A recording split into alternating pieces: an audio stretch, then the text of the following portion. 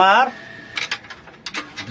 মানে যেভাবে ভাঙছে একবার ডাইনে একবার বামাতে এভাবে 3 দিন ঘুরে বুঝে না খারাপ লাগে কেরান ভাঙি বহরি ওঠো সেন্টার মানে সাবে ভাঙে গেছে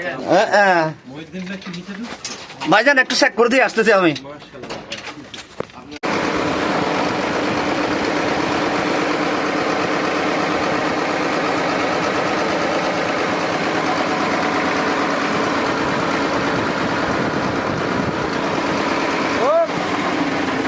মার